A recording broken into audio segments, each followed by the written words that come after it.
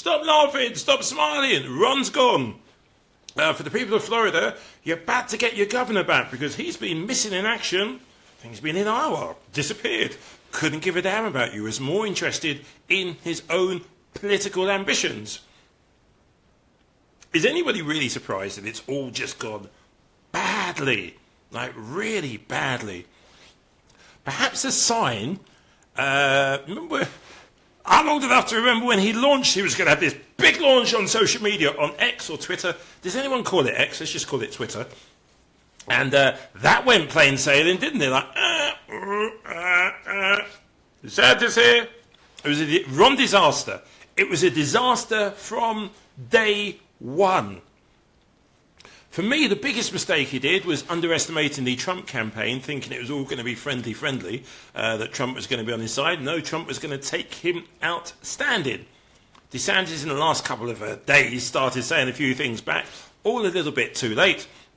Then you have the situation in Florida, where basically he abandoned his own people.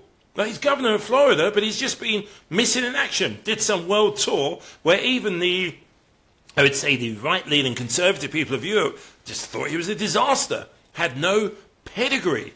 Nothing. Been based in Iowa recently. At one stage, Casey DeSantis was doing warm-up. Yeah, that went really, really well. The whole campaign should at some stage be studied and looked at as an example as to how never to run a campaign. It got so bad at one stage, his shoes and his height was getting more attention than any of his policies. Although quite what his policies are, I have no idea. He was trying to be Trump-light, he was trying to be MAG. It was just a mess. Rocked up to town halls on CNN and Fox, said a whole load of garbage. Anyway, he has now gone. We've decided to do a special tribute to Ron DeSantis. We found a way of literally encapsulating every single second of Ron DeSantis' campaign rewound. Imagine a disaster movie with a Ron DeSantis voiceover. In fact, every disaster movie scene you can think of with a Ron DeSantis campaign running as a soundtrack. Boom! That sounds it up. Bye-bye, Ron. Bye-bye. Or, as somebody would say, jog off. Greetings from Florida. The warmth of being home is a reminder why I've chosen public service. From joining the United States Navy and serving in Iraq, to representing the people in the U.S. Congress, and now serving as governor of Florida. And it reminds me why I decided to run for president, to fight for those who've been forgotten in this country.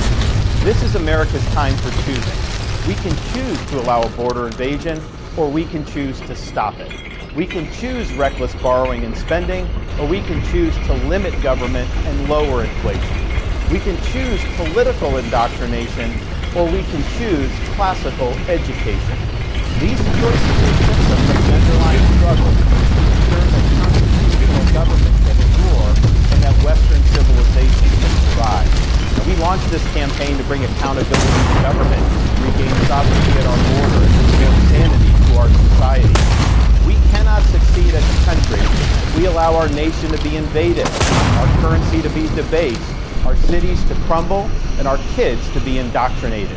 The DC elite who facilitated this mess do not care about you, and they do not work for you. They work for themselves.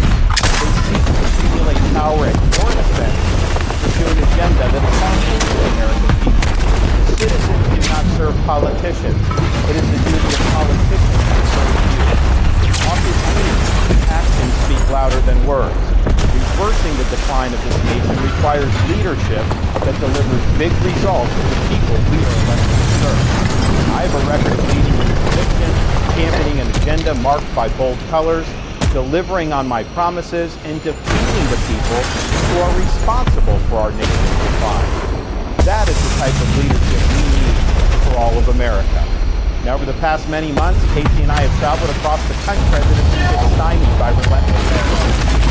Democrats using lawfare this day to attack him. I've had disagreements with Donald Trump, such as on the coronavirus pandemic and his elevation of Anthony Fauci. Trump is superior to the current incumbent, Joe Biden. That is clear. I signed a pledge to support the Republican nominee, and I will honor that pledge. Yes, my endorsement will go back to the old Republican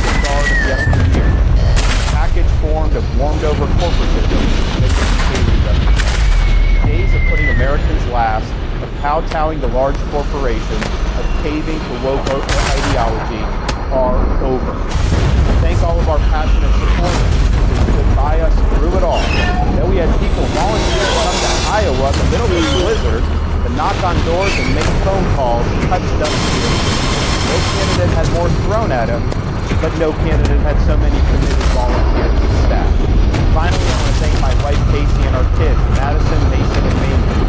Casey has gone far above and beyond her support for our community and for our cause. Not only a great wife and mother, she's a great American who cares deeply about the future of the country that our kids will inherit.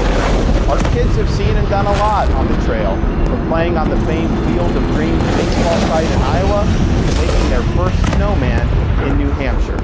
They are one of the reasons we fight so hard for what we believe in.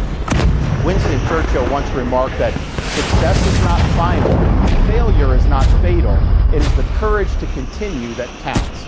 While this campaign has ended, the mission continues. Down here in Florida, we will continue to show the country how to lead. Thank you and God bless. And now let's play Lumpy Trump has one more laugh at Ron DISAsTER. Okay. He just said, will I be using the name Ron DeSanctimonious? I said, that name is officially retired. A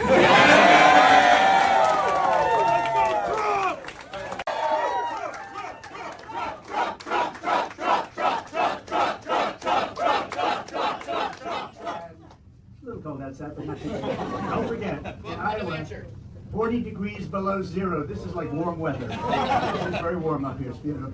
We love you. So what happens is very interesting because he's out as of 3 o'clock this afternoon with the endorsement.